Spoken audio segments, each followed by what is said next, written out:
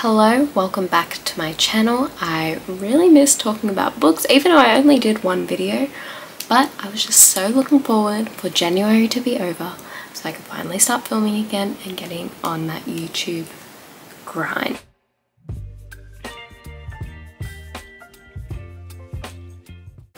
Basically today we're going to talk about what I read in January. I've read a total of 3 books, which I consider really good. Good start to the year, I think. Considering last year I was lucky to read basically like 1 book every 2 months, so reading 3 in 1 month was pretty good and I'm pretty proud of it. And considering I liked most of the books, actually I liked all of them. Well, I only read 3. I liked all of the books. So the very first book I read in January, I actually mentioned it in my 2022 wrap-up, and that is Juniper and Thorn by Reid. I read Wolf and the Woodsman I think around September last year and I loved it. It was one of my top 5 reads of 2022, and I was so excited to jump into Juniper and Thorn because I heard it was a lot better than The Wolf and the Woodsman, and I was just so excited to jump in. Basically, for those who don't know, Juniper and Thorn is a horror book, and I highly recommend going into it reading the trigger warnings, because I was looking at so many reviews of it and I disagreed with most of the negative reviews because I just got the feeling they weren't expecting some of the things that are mentioned in this book, which I thought a bit of a lack on their part in my opinion, because from all of the things I've heard about it, all the good things I've heard about it, they often talk about how it was how they knew about all the trigger warnings going in, and they loved that it was a horror book. I think the problem is while it is a gothic romance in a way, it is very much leans more into horror than the gothic romance aspects of it. And for those who don't know, the book follows a young witch named Marlinchen.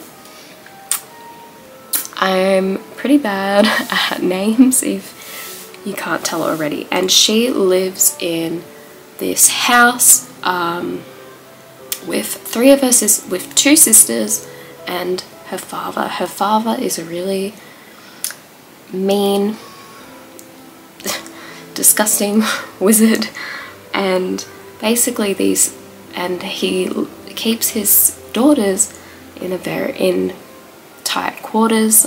He doesn't let them leave the house, all that jazz. But the 3 sisters sneak out to the ballet, and Marlinchen meets the principal dancer of the ballet that they're seeing, called Savas. I think that's how you pronounce his name, and they form a bit of a relationship. And there is more to the story. There's basically a competition that the father holds, so basically whoever wins the competition gets to marry their daughters and inherits basically the house and everything once the father dies. And so Savas enters that competition. There is a lot more in between, but I don't really want to go into all of that just because I don't want to spoil it, and I think it is a book that's it's better for you to just jump in and experience it for yourself. However, do be aware of the trigger warnings. And I just want to preface, I did really enjoy this book. I really love Reid's writing style. I think she has a beautiful way of words. It was an extremely well-written story. It was very gripping, very gruesome, very violent, but I do enjoy those things in books. Not to that extent. Another thing I really felt for Marlinchen, I'm just gonna call her Marley. As a character, she was very quiet, very soft-spoken, and I liked that she was the one to defeat the big bad, and she was the one that saved the day. I liked the aspect of the book that she was like constantly pushed around by her family, and that she was the one to finally break and fight back. And I just love that. I love stories like that. Yeah. Another thing, my one critique of this book was that I felt that the love story had a very strange start. Marley, she really wanted that dick. Let's just say that. She really wanted it. The relationship was a very weird start. I did think it had a very beautiful ending. I don't want to give away too much, but it was honestly such a bonkers book. But I felt like, oh, I'm holding a water bottle. I just randomly picked that up. It was honestly just bonkers what happened in it. So many things occurred, and I really liked it. I really like how Ava Reid incorporates Slavic mythology.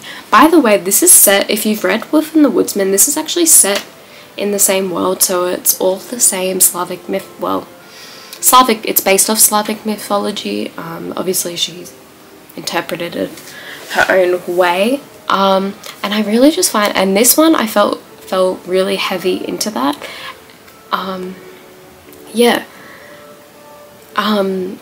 it was just a fantastic read. It was probably not the best book to start 2023 with,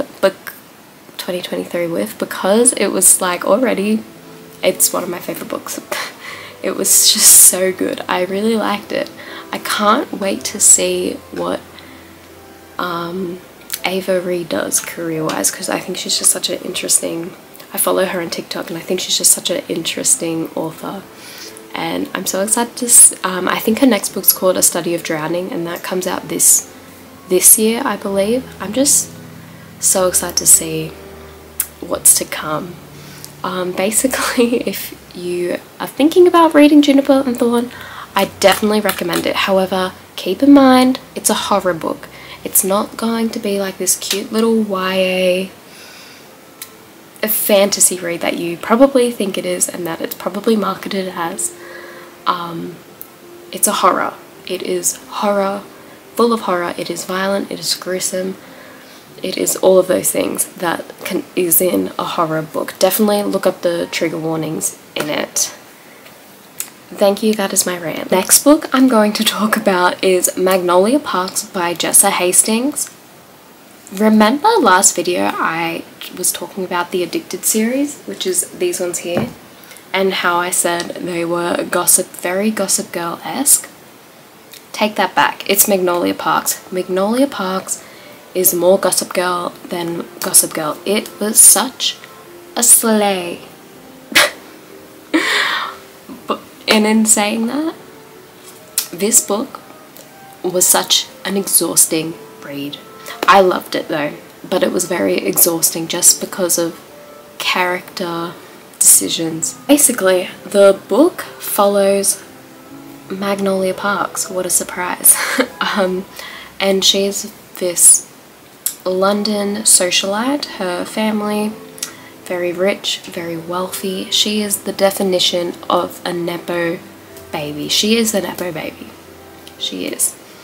And it follows her friend group, mainly following her relationship with another person in that friend group named BJ Valentine, which I personally think is a very, very unfortunate name.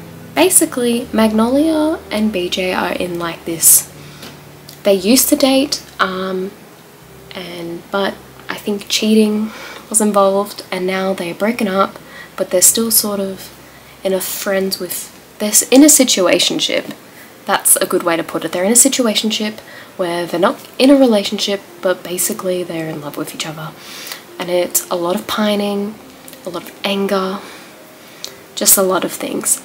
What I will say, there was just so much drama in this book. Like, every time something was resolved, another problem arose, which was annoying, but for the type of setting this book was in, it was like expected. I will say I found myself not really liking Magnolia and BJ. I was more interested in the side characters, particularly Magnolia's sister Bridget. I loved her. I hope we get a book about her. I'm so excited. And there's another character, Christian. I think he's really interesting, and I do think the next book in the series is actually about him, so I'm looking forward to read that. Basically to say, I love this book, and I definitely will be continuing it. I'm contemplating doing a reading vlog series of like the books, but I didn't think about it, so I've already read the first book, but I'm currently reading the second book, but I'm like, no, I'm not gonna bother. But I am doing a reading vlog for the Last Hour series, so stay tuned for that. Another thing I want to talk about, I don't want to go into too many spoilers for Magnolia Parks, but I will say I did see the ending coming. I knew the reason BJ didn't want to tell Magnolia who he was cheating on her with, because I knew it was someone she knew, but I was expecting it to be Bridget because they were going on dates, like stuff like that. I just really thought Bridget was going to be the girl, but it was actually Magnolia's best friend, who I thought, God, she was kind of irrelevant. Did not even bat an eye at her. Hope she stays irrelevant for the rest of the series. Anyway, I do recommend it. I sincerely think everyone should be reading Magnolia Parks. The covers of these books, hold on. Like, look at this. I know you can't see it, but look how beautiful the cover is, the details. My favorite cover though, where is it? It's, I think, the very last book. I just loved it. Like, look how creative these covers are. Oh, so show-stopping. Honestly, show-stopping. I'm obsessed. Anyway, read it. 5 out of 5 stars. If you want something to fill the Addicted series hole that I imagine that left with you, you need to read Magnolia Parks. I actually think it's better than the Addicted series. It is way more... It's way better written, in my opinion. That wasn't very good English, and I apologize, but I do think Magnolia Parks is a better written story. Yeah, also, Jessa Hastings is Australian, which makes me so happy. I just love seeing Australian authors thrive. Anyway, that's all I have to say on Magnolia Parks, is that you should read it. The last book I read in January, which I think is probably my second favourite book, is Belladonna by Adalyn Grace. I have heard not too many things about this book, but from what I had heard, a lot of people really enjoyed it, and I devoured this book. I thought it was such a fun read. I thought it was a very interesting concept. Now this is a gothic romance, leaning more into the YA side. I must be in a gothic romance mood, considering I've just finished Juniper and Thorn, and a lot of other books on my TBR are also gothic romances. Wonder what that says about me right now. Basically, Belladonna follows a character called Signa. She is our main girl. She is actually orphaned as a baby, and all of her guardians that look after keep mysteriously dying, and through her guardians dying, she comes across Death himself. He speaks to her, they have a bit of a conversations as he's taking the people who are her guardians who have died away. Don't know where he's taking them. Obviously to heaven, the afterlife. I'm a bit delirious, so that's why I'm laughing a lot and giggling. Also, I'm nervous being in front of a camera. But her last guardian dies, which I actually think this book was a fever dream, so I don't actually remember distinctly what the plot points was, but she ends up in this new house, which is owned by the Hawthorns. However, she's actually the Hawthorns are like her last living relatives, but she's not actually related to them because the woman, well, she is. She's related to the children, but the person who was going to take her in, I think the mum was named Lillian. She died from a disease, and Lillian died from this disease before Signa could actually come, and so basically she doesn't really know these people that well, is what I'm trying to get at. But her cousin Blythe has the same disease as her mother, and Signa is trying to basically solve the case and try to save her cousin Blythe. What's her fucking name?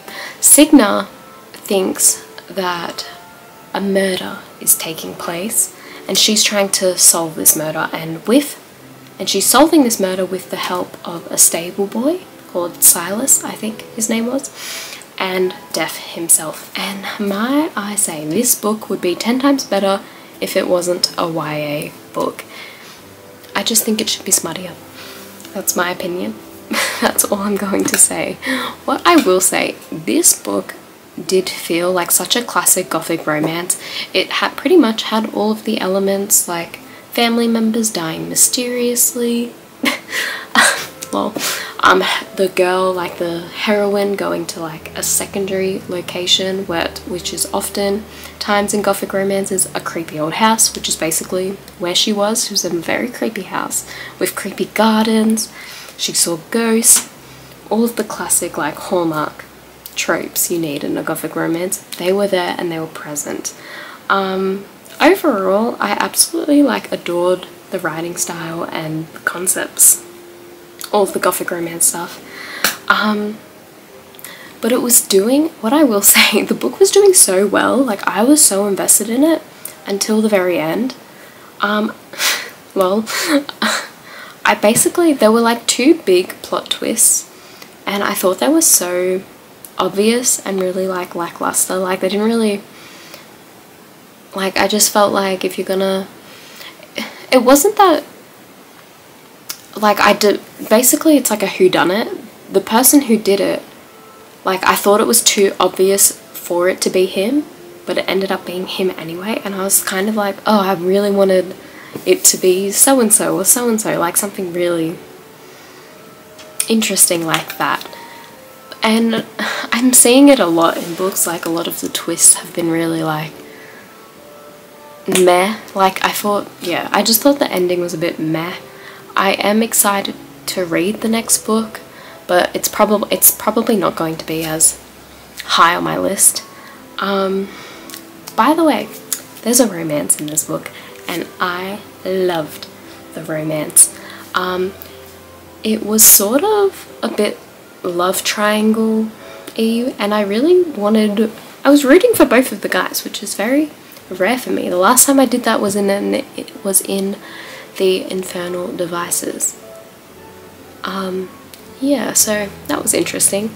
I'm trying to think what else. I really liked the character of Death. I thought that was a really and to make him a love interest, I was like, ooh, girl. Anyway, but yeah, I really thought it was interesting to have him as a character in this book. The last time very different book, I will say that, but the last time Death was a very present character was in the book Thief, which they were very different in vibes. I will say that.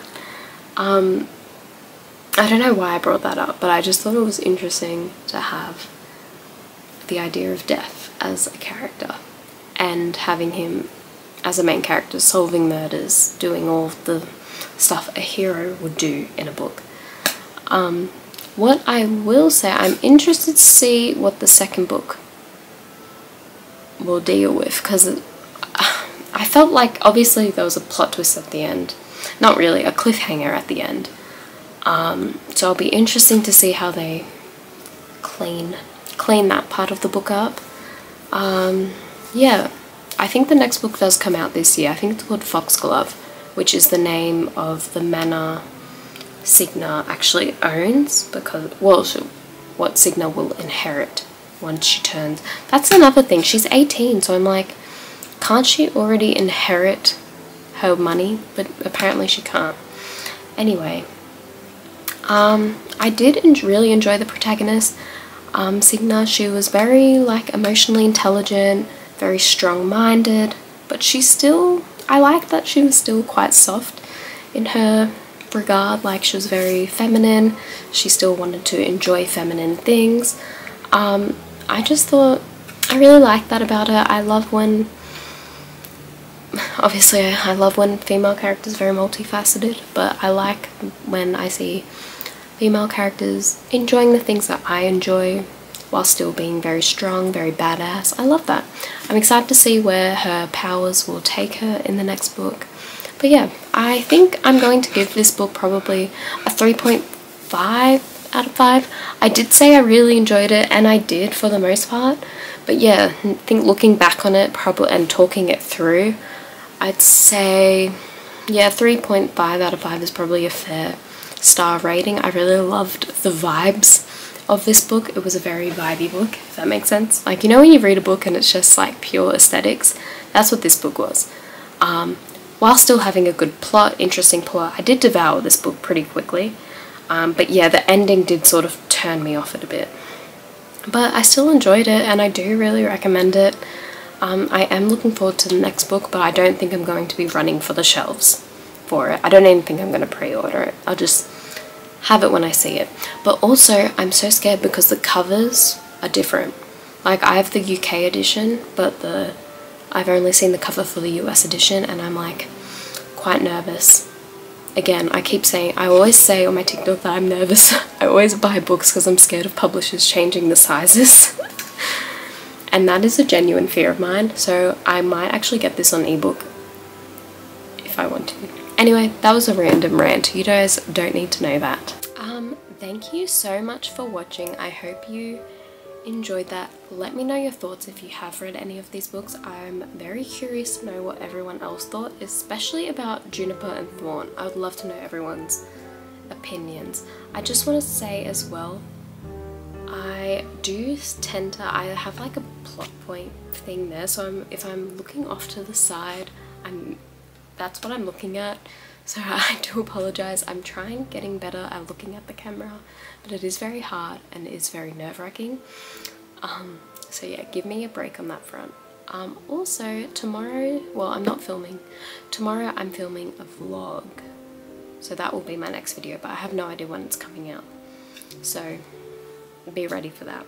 Also, if you like this video, please like it, subscribe if you want. I'd really appreciate it. Yeah, share it with friends, do all that. Yeah, thank you.